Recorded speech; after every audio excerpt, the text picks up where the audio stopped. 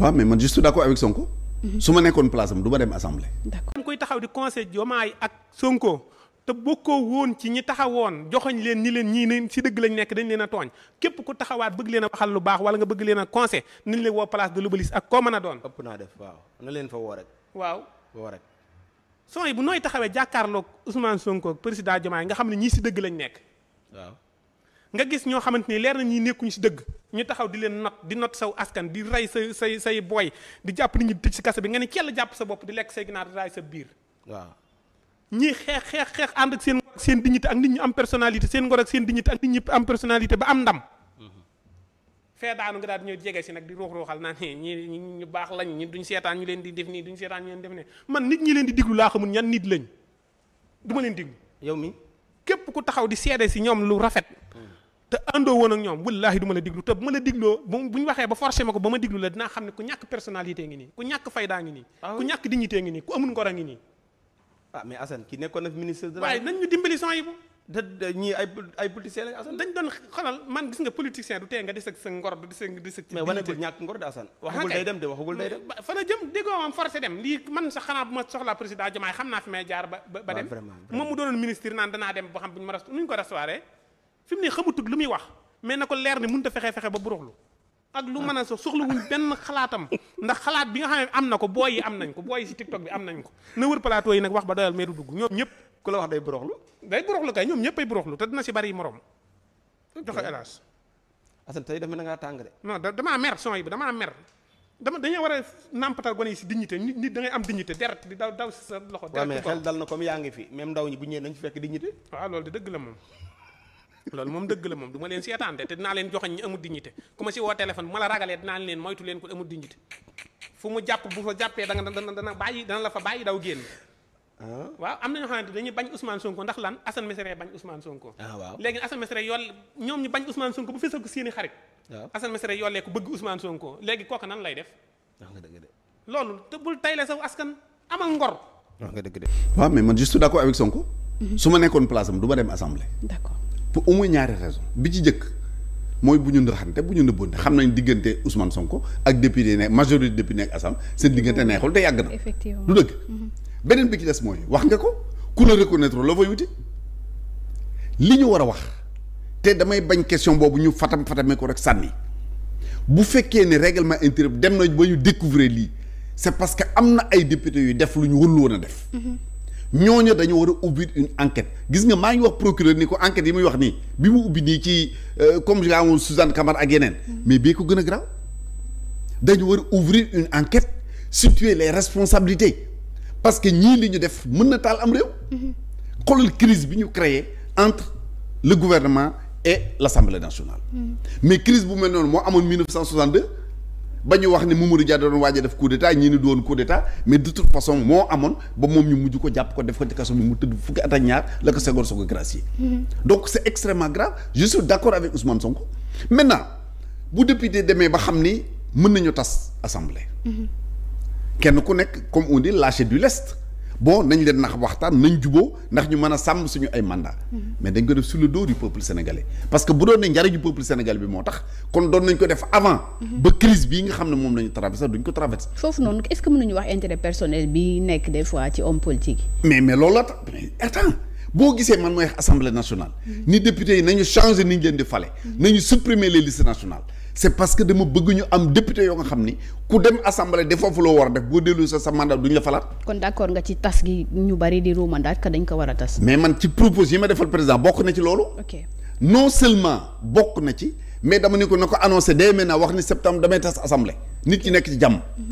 buñ ko defee rek ñu am jàmm tant que defuñu ko ku nekk yaa ngi sa ay petits calculs. effectivement comme tu as dit c'est intérêt personnel moom ngay jéem a sauvegarder. c'est tout. salaam gars yi maa ngi leen di ziare bu baax a baax am ngeen jàmm mais sama gars yi da leen abonné di like vidéo bi di partager tey Assane Mesere lañ leen indiloon ak ki nga xam ne mooy Serigne Mbacké Ndiaye non Assane Mesere nag buñ la amul woon xaw ma fu ñu lay jëlee tu quoi Assane Mesere ku mel ne Assane Mesere mënul woon ñàkk quoi billaay Assane Mesere mooy taxaw wax dëgg boo xam ne kenn mënu ko dindi quoi day mer quoi bu koy wax day énervé quoi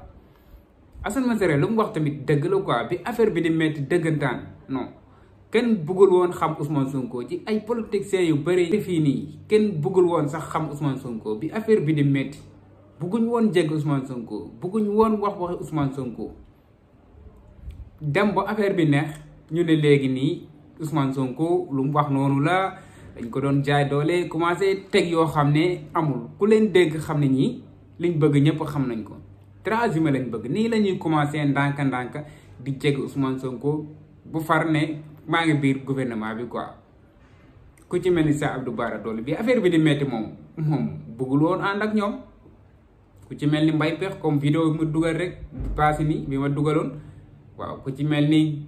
géwél yooyu noonu ay politiciens yu bëri ak ay borom xam-xam yu bëri fii nii bëgguñu woon sax xam Ousmane Sonko bi affaire bi di metti mais tey jii nii nag affaire bi moo ngi commencé neex ñoom ñëw nañ ci nguur gi jël nañ nguur gi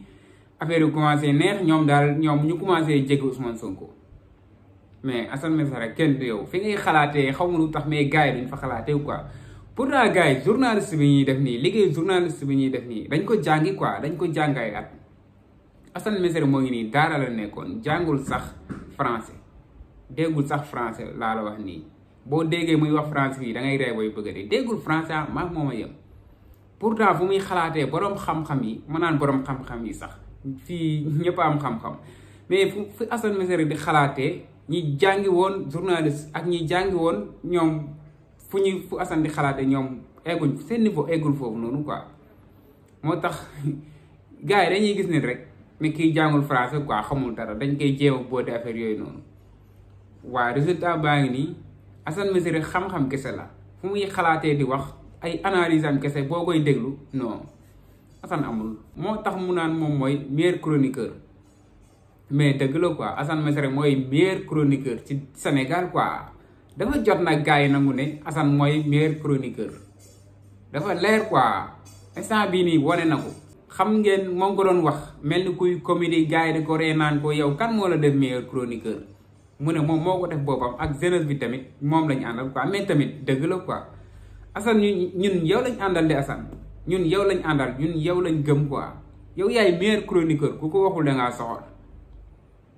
waaw ku ko waxul dangaa soxor da ngay gis journaliste bu jàng bu toog ñëw boo waxee rek ay waxam lu saf dara noonu fa demee gars yi gën leen jàppale Assane Mesere kii bu jàngoon journalisme kon xam naa day toj fii quoi day toj fii bu jàngoon sax ni muy xalaatee du ko xalaatee ndax lii moom ku jaar dara rek moo ko mën quoi merci Assane Mesere ñoo lay sant bu baax baax déglu ngeen ki nga xam ne nag mooy Serigne Mbacké Ndiaye li nga xam ne loolu la wax tamit Ousmane Sonko ak député yi ak gouvernement bi dégg ngeen li mu wax waaw ay kàddu moom ñoo ngi koy rafetlu bu baax a baax li nga xam ne loolu la wax kontaan naa si torop ànd naa ci tamit mais te muy metti xamu fan la nekkoon waaw gaa moom dañuy fël par benn am na ñoo xam ne gëj nañ leen dégg torop gëj nañ leen gis torop mais ñoom ñoo koy fël instant bii nii bu muy metti kenn nanguwul xam Sonko kenn nanguwul bëgg ne boo bëggoon Ousmane Sonko sa biir xol sax da ngay làqatu ak moom quoi doo nangu gaa yi xam ne yow Sonko nga bëgg ndax tàppel lañ ay ragal lañ waaw mooy loolu gars yi maa ngi leen di jaajëfal bu baax a baax lii benn vidéo bu ndaw la woon rek ma ne naa profité def ko maa ngi leen di sant bu baax a baax di leen gërëm di leen wax ngeen di abonné di like di partager sama gars yi ñoo far sama gars yi nañ protéger projet bi comme ni ma ko gars yi di waxee ci commentaire yi nañ bàyyi wax ju bëri bàyyi di dugal comédien yeeg bàyyi di dugal ay faux journalistes yi ay ñoom Madiambal Diagne gars yooyu noonu te focus ci projet bi